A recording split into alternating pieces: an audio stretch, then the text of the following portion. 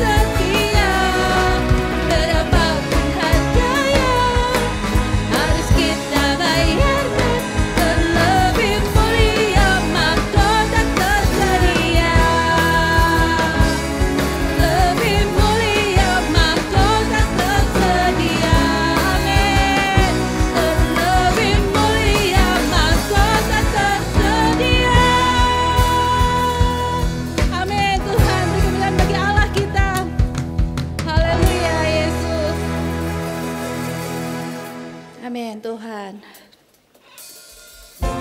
Ya Tuhan,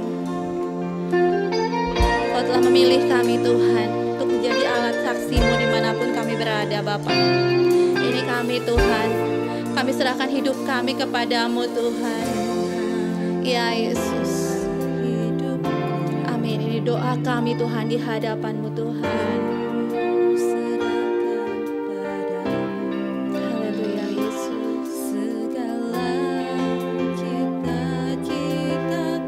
Benar Tuhan, kami bukan milik kami lagi Tuhan, melainkan Engkau yang ada di dalam kami Tuhan.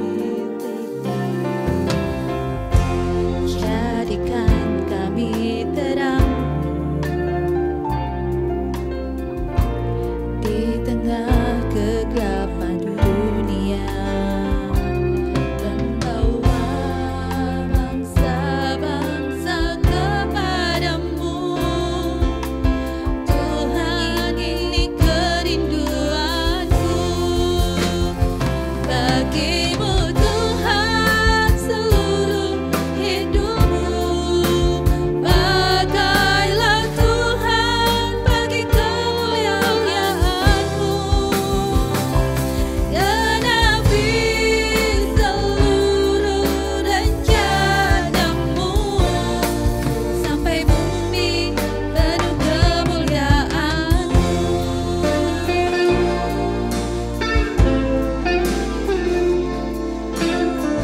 Haleluya Tuhan, nyatakan diri-Mu Tuhan. Tuhan, inilah hidup. Ku serahkan padamu segala cita-citaku, masa depanku menjadi milikmu. Jadikan kami terang di tengah kegelapan dunia, membawa bangsa-bangsa kepadamu. Tuhan, ini kerinduanku bagimu Tuhan, seluruh hidupku. Pakailah Tuhan bagi kemuliaan-Mu. Genapi seluruh rencana-Mu, sampai bumi penuh kemuliaan-Mu. Amin. Bagimu Tuhan, ya Tuhan, ini hidup kami Tuhan, kami persembahkan kepadamu Tuhan. Pakai kami Tuhan sebagai alat kasih-Mu kemuliaan. Kami merindu Tuhan melihat Tuhan bangsa-bangsa mengenal Engkau Tuhan. Kami rindu banyak orang diberkati Tuhan karena Engkau Yesus. Sampai bumi amin kemuliaan-Mu. Haleluya Yesus. Sampai bumi penuh kemuliaan-Mu. Sampai bumi penuh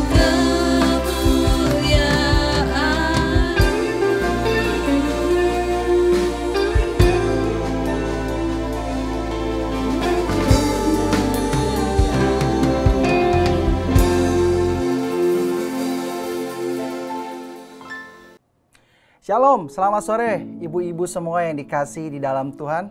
Apa kabar? Saya yakin kita ada di dalam pertolongan dan perlindungan Tuhan yang luar biasa.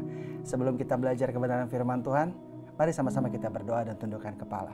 Tuhan Bapa, di dalam nama Yesus kami bersyukur. Kami ada di dalam perlindungan Tuhan. Kami ada di dalam pemeliharaan Tuhan.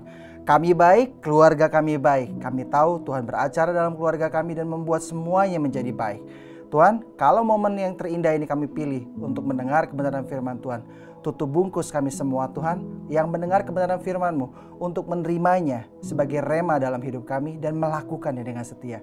Sehingga sungguh Tuhan, apa yang ditaburkan melalui firman-Mu ini berbuah dengan subur dalam kehidupan kami dan menjadi berkat bukan hanya untuk kami, tapi untuk orang-orang di sekeliling kami dan bagi kemuliaan Tuhan. Beracara dari awal, pertengahan hingga akhirnya, Jangan biarkan apapun mencuri kebenaran firman Tuhan, tapi biarlah ini menjadi kekuatan, fondasi yang utama dari kehidupan kami. Terima kasih Bapa, dalam satu nama yang ajaib, di dalam nama Tuhan Yesus Kristus, kita semua yang siap belajar kebenaran firman Tuhan, sama-sama katakan amin. Shalom, ibu-ibu Betel yang dikasihi dalam Tuhan. Selamat sore. Saya bersyukur saya diberi kesempatan kembali untuk sharing. Saya bersyukur saya diberi kesempatan kembali untuk bisa membagikan apa yang menjadi kebenaran firman Tuhan. Saya terbeban dengan satu hal. Meskipun bulan ini kita memasuki bulan misi, tapi misi itu konteksnya luas, ibu-ibu semua. Misi itu ada misi keluar, ada misi ke dalam. Saya pernah sharing di tahun yang lalu pun hal yang hampir serupa, bahwa kita punya pelayanan misi yang ke dalam. Hal ini semakin nyata yang saya lihat di dalam minggu-minggu lalu pada saat saya diminta untuk pelayanan di satu SMA terkenal, SMA Kristen. Di mana pada saat itu saya sharing tentang bagaimana proses pendewasaan, anak-anak ini berubah menjadi teenager atau menjadi dewasa muda. Ada banyak hal yang berubah dalam tubuh mereka. Ada pengenalan-pengenalan yang seharusnya mereka pahami dengan baik, sehingga mereka tidak tersesat dan tidak tertipu oleh pengetahuan-pengetahuan yang mungkin tidak benar, dan menyesatkan mereka serta membawa mereka kepada pergaulan yang tidak seharusnya. Yang menarik adalah di dalam pelayanan yang saya kerjakan pada anak-anak SMA tersebut, saya menceritakan bagian dari pengalaman hidup saya, menceritakan kebenaran dari teori kedokteran yang saya mengerti, dan saya menyatakan bahwa ini sesuai dengan kebenaran firman Tuhan. Tetapi yang menarik, ada beberapa anak yang mengcounter dengan keras dan tidak setuju. Bahkan bilang, jangan bawa firman Tuhan, karena ini ada anak-anak yang gak ngerti firman Tuhan dan gak percaya sama Tuhan, termasuk saya, katanya begitu. Saya jadi sedih dan berpikir, seberapa kita betul-betul meyakini bahwa anak-anak kita, keluarga kita yang tumbuh dan ada di dalam kondisi yang mungkin baik, betul-betul ketemu Tuhan. Karena saya ingat sekali, banyak hamba Tuhan mengatakan, orang bisa ke gereja tapi belum tentu dia ketemu Tuhan. Dia ke rumah Tuhan ketemu Tuhan tidak. Nah, ini yang harus kita yakinkan, bahwa di dalam perjumpaan kita secara pribadi kepada Tuhan itu membawa dan mendorong orang-orang di sekeliling kita untuk datang dan berjumpa juga dengan Tuhan. Amin. Ibu-ibu semua ya. Amin. Baik, panggilan misi kita yang harus kita pahami adalah kita mempunyai panggilan yang dalam di dalam keluarga kita untuk meyakinkan bahwa keluarga-keluarga kita mereka juga mengenal dan berjumpa dengan Allah, Tuhan kita, Tuhan Yesus Kristus. Apa gunanya kita mendapatkan keseluruhan hal-hal yang besar di dunia ini, tapi kalau kita kehilangan arah jati diri anak-anak kita, kalau kita kehilangan masa depan anak-anak kita karena mereka kehilangan arah dan mereka salah didikan. Ini menjadi rema buat kita, ini menjadi perenungan buat kita. Saya tidak bisa membayangkan kalau seandainya yang berbicara seperti itu adalah anak-anak saya pribadi atau anak-anak yang saya kenal atau keponakan saya atau saudara saya, tentu saya akan merasa sangat-sangat sedih. Oleh karena itu, saya percaya betul bahwa apa yang kita coba kerjakan sebaik mungkin untuk memperkenalkan Tuhan di dalam kehidupan rumah tangga dan keluarga kita, Roh Kudus akan memampukan dan membuat itu menjadi powerful, sehingga di dalam segala usaha yang kita kerjakan, di dalam tuntunan Roh Kudus, tentu itu hasilnya akan maksimal dan baik. Mari kita lihat bagian dari perikop firman Tuhan, yaitu pada Lukas 15 ayat yang ke-11. Izin saya bacakan ya, ibu-ibu semua. Yesus berkata, ada seorang mempunyai 2 anak laki-laki. Ini tentang perumpamaan anak yang hilang. 12, kata yang bungsu kepada ayahnya, Bapa, berikanlah kepadaku bagian harta kita yang menjadi hakku. Lalu ayahnya membagi-bagikan harta kekayaan itu di antara mereka. 13, beberapa hari kemudian anak bungsu itu menjual seluruh bagiannya lalu pergi ke negeri yang jauh. Di sana ia memboroskan harta miliknya itu dengan hidup berfoya-foya. 14, setelah dihabiskan semuanya, timbullah bencana kelaparan di dalam negeri itu dan ia mulai melarat. 15, lalu ia pergi dan bekerja pada seorang majikan di negeri itu. Orang itu menyuruhnya ke ladang untuk menjaga babinya. 16, lalu ia ingin mengisi perutnya dengan ampas yang menjadi makanan babi, tetapi tidak seorang pun yang memberikannya kepadanya. 17, lalu ia menyadari keadaannya, katanya, betapa banyaknya orang upahan Bapakku yang berlimpah-limpah makanannya, tetapi aku di sini mati kelaparan. 18. Aku akan bangkit dan pergi kepada bapakku dan berkata kepadanya, Bapa, aku telah berdosa terhadap sorga dan terhadap Bapa. Amin. Saya berhenti sampai ayat yang ke-18 dulu. Ibu-ibu semua, ayat perikop ini menceritakan tentang dua anak yang hilang. Kenapa dua bukan satu? Karena seringkali orang terfokus kepada anak bungsu ini yang keluar dari rel dan jalurnya, mengambil pilihannya sendiri, keluar dari rencana Bapa yang baik, keluar dari rencana Tuhan, mengambil pilihannya, kurang ajar kalau dalam bahasa dunianya, dan kemudian dia menghabiskannya dengan cara yang tidak benar, apa yang menjadi warisannya tersebut. Kalau kita melihat anak bungsu ini, tentu kita akan bilang dengan mudah, wah ini anak yang hilang, ini anak bungsu begitu. Anak bungsu ini hilang arah, betul-betul hilang arah, hilang didikan. Tetapi kalau kita pahami dan kita baca ke bawah, ternyata ada yang kelihatannya ada di dalam kehidupan yang benar, di dalam rumah, punya status yang benar, tetapi cara pandangnya nggak benar begitu. Dia kehilangan arah pada saat dia merasa itu tidak sesuai dengan apa yang dia pandang, itu tidak sesuai dengan hatinya. Kalau kita baca di ayat berikutnya, ayat 19, aku tidak layak lagi disebut anak Bapa dan jadikanlah aku salah seorang upahan Bapa. 20, maka bangkitlah ia dan pergi kepada bapaknya. Ketika ia masih jauh, ayahnya telah melihatnya, lalu tergeraklah hatinya oleh belas kasihan. Ayahnya itu berlari mendapatkan dia, lalu merangkul dan mencium dia. Ayah yang sangat baik. Nah, masalahnya belas kasihan ayahnya ini disikapi dan ditindaklanjuti oleh respon yang kurang pas oleh anak yang sulung. Sehingga kalau kita lihat di ayat berikutnya, 21, ketika anak itu berkata kepadanya, Bapa, aku telah berdosa terhadap sorga dan terhadap Bapa, aku tidak layak lagi disebut anak Bapa. 22, tetapi ayahnya itu berkata kepada hamba-hambanya, lekaslah, bawa kemari jubah yang terbaik, pakaikanlah itu kepadanya, dan kenakanlah cincin pada jarinya dan sepatu pada kakinya. 23, ambillah anak lembu tambun dan sembelilah dia, dan marilah kita makan dan bersuka cita. 24, sebab anakku ini telah mati dan menjadi hidup kembali, ia telah hilang dan didapat kembali, maka mulailah mereka bersukaria. Nah, di sini mulai pokok masalahnya. Ini yang kadang-kadang gak kelihatan, tetapi menjadi sumber sesuatu yang perlu kita perhatikan dengan baik, ibu-ibu semua. 25, respon anak sulung. Tetapi anaknya yang sulung yang berada di ladang, dan ketika ia pulang dan dekat ke rumah, ia mendengar bunyi seruling dan nyanyian tari-tarian.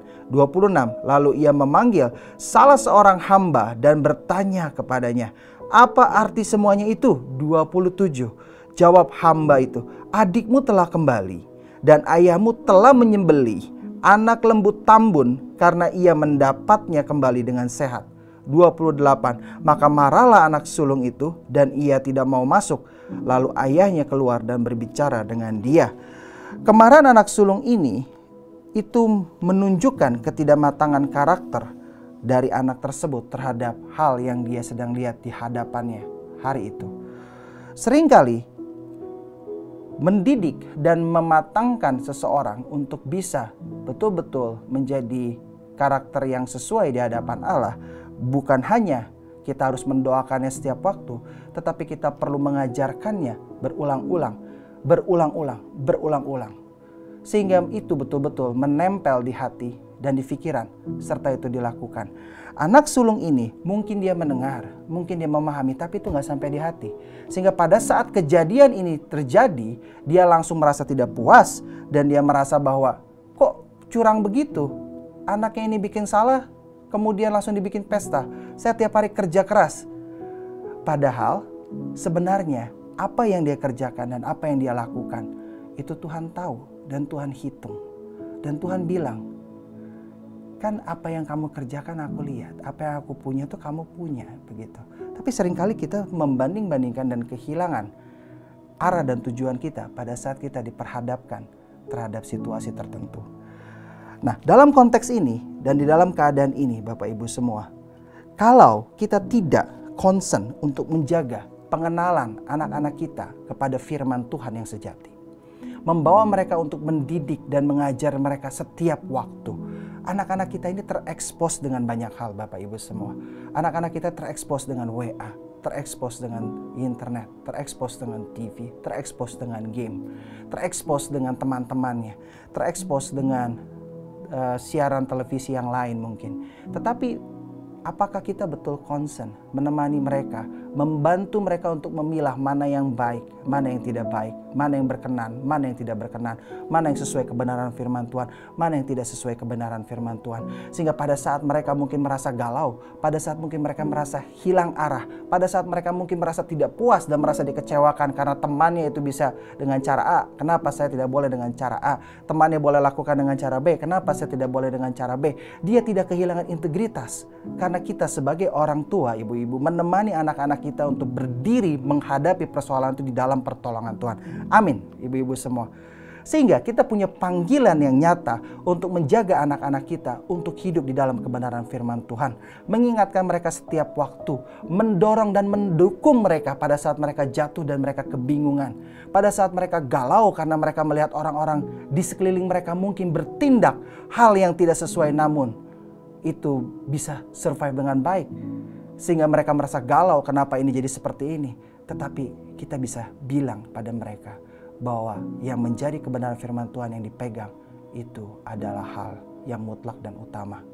Dan kita tidak melihat anak-anak kita seperti menjadi anak-anak sulung yang kehilangan arah pada saat dia melihat sesuatu yang tidak sesuai dengan kehendak hatinya. Mungkin ada kekecewaan, mungkin ada putus asa, mungkin ada satu hal yang menggoncangkan situasi kehidupan rumah tangga. Tapi anak-anak kita akan kuat karena mereka berpegang bukan pada pembenaran, tapi mereka berpegang kepada kebenaran firman Allah itu sendiri. Mereka akan kuat karena mereka melihat bagaimana Allah bekerja dalam kehidupan mereka. Bapak, Ibu, dan ibu-ibu semua terutama yang sore hari ini mendengarkan. Kadang-kadang kalau kita melihat seperti ini kita terlalu confidence, kita terlalu yakin, kita terlalu percaya diri bahwa anak-anak kita yang ada di dalam kehidupan rumah tangga Kristen sudah pasti dia akan mengenal Tuhan dengan sempurna. Jawabannya, kalau kita tidak bawa dia doa, kalau kita tidak bawa dia baca firman Tuhan, kalau kita tidak ajarkan dia, kalau kita tidak temani dia di fase-fase tersulit dalam kehidupannya dia, kalau kita tidak ada di sebelah dia saat dia galau, bagaimana dia bisa bertumbuh dengan sempurna? Bagaimana dia bisa menjalani kegalauannya itu dengan baik dan menemukan pegangan yang kuat sekali secara nyata dalam firman Tuhan.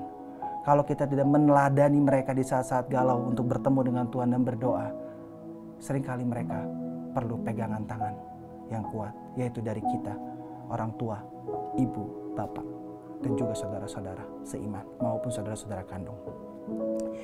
Seringkali kita ngerasa aman, ibu-ibu semua, kalau anak-anak kita udah ada di lingkungan tetangga yang semuanya Kristen. Seringkali kita ngerasa aman kalau anak-anak kita udah masuk ke sekolah Kristen.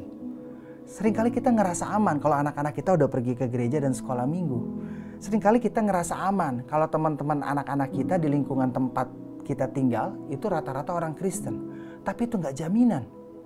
Nggak jaminan berteman dengan orang Kristen ketemu sama Tuhan. Yang jelas, kita sebagai orang tua dipanggil untuk punya kerendahan hati, untuk punya komitmen, untuk punya kepedulian lebih, duduk bersama anak-anak kita, meyakinkan mereka untuk betul-betul bertemu dengan Tuhan. Mendoakan mereka dengan penuh komitmen, mengajar mereka dengan penuh komitmen, berulang, ulang lagi, sehingga mereka betul-betul paham. Amin, ibu-ibu semua. Mereka betul-betul memegang.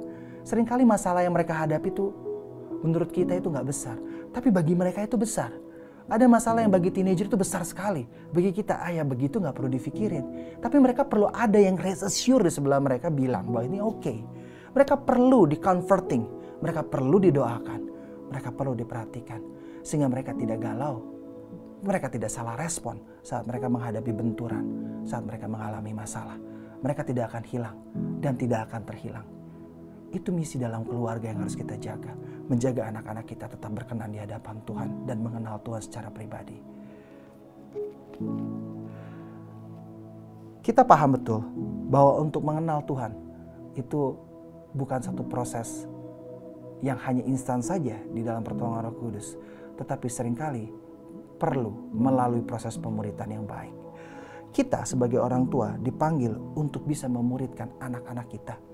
Kita sebagai orang tua dipanggil untuk bisa meyakinkan mereka mengenal dan memahami bagian kebenaran firman Tuhan dengan seutuhnya.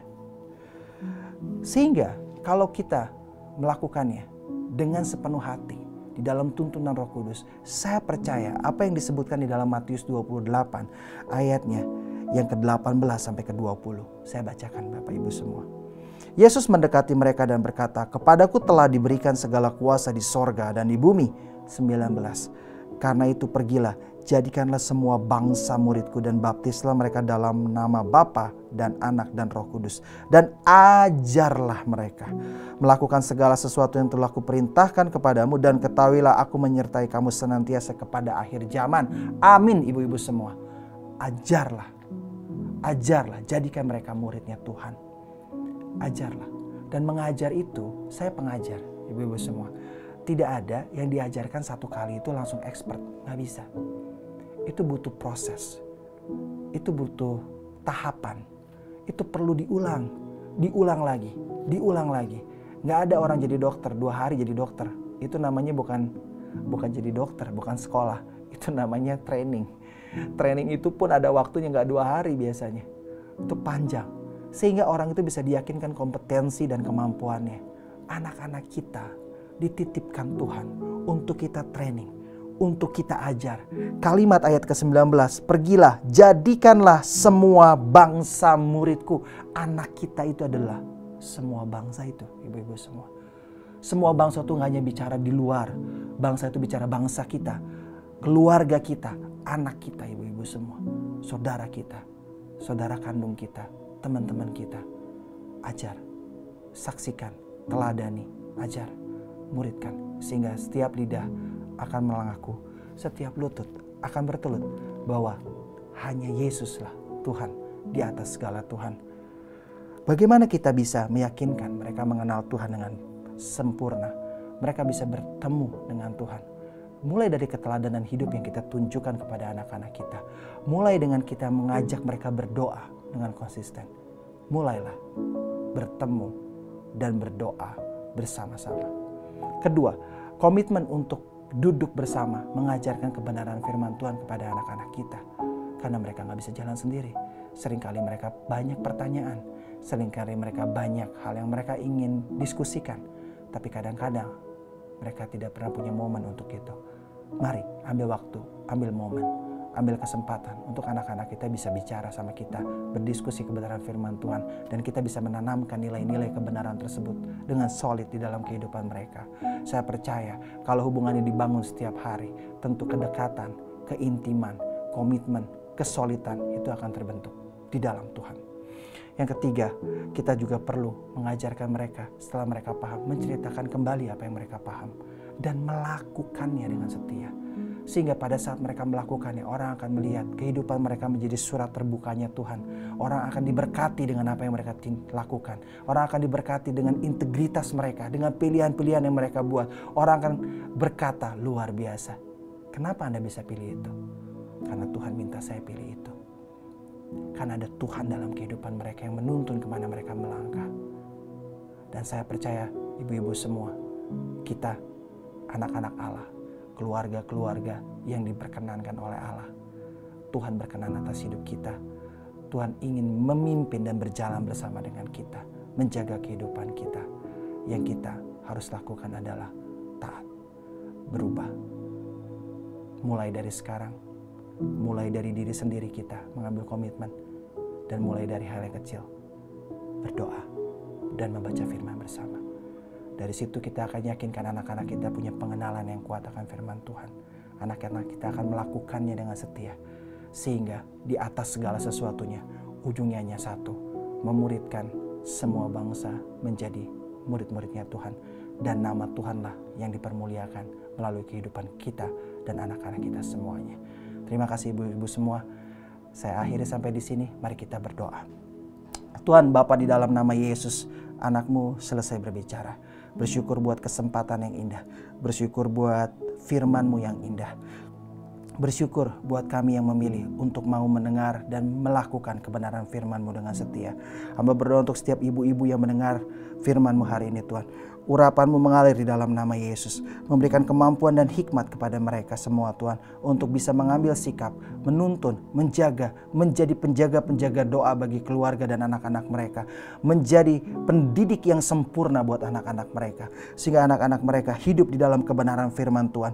Hidup mengikuti karakternya Tuhan. Dan menjadi kesaksian di mana mereka ditempatkan. Dan hamba berdoa Tuhan melalui kesaksian anak-anak mereka ini Tuhan. Keluarga-keluarga yang dimenangkan ini Tuhan. Nama Tuhan dipermuliakan dan semakin banyak orang datang memuji dan memuliakan nama Tuhan. Terima kasih Bapa, kami percaya Engkau terus bekerja di dalam segi kehidupan kami. Engkau yang ambil alih Tuhan, Engkau yang mampukan, karena hamba percaya di dalam pertolongan kemurahan-Mu segala perkara dapat kami tanggung di dalam Engkau yang memberikan kekuatan. Biarlah hidup kami, keluarga kami, dan anak-anak kami itu boleh menjadi berkat buat orang-orang di sekeliling kami dan membawa kemuliaan bagi nama Tuhan. Terima kasih Bapa, di dalam satu nama yang ajaib, di dalam nama Tuhan Yesus Kristus, kita semua yang diberkati oleh kebenaran firman Tuhan sama-sama katakan amin.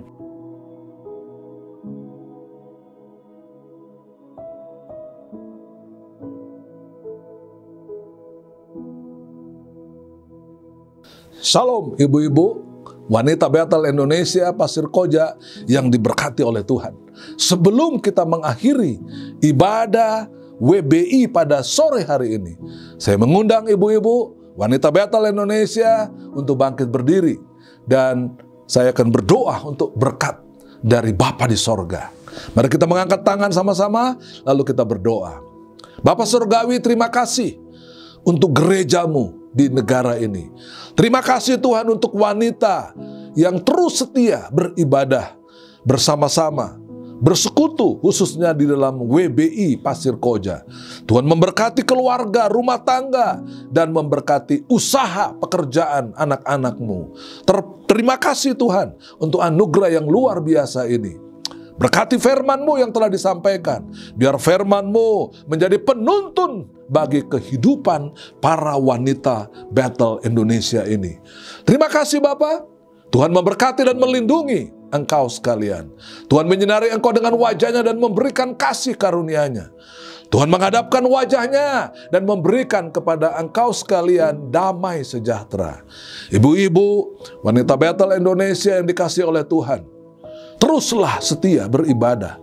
Teruslah setia di dalam keharmonisan rumah tanggamu.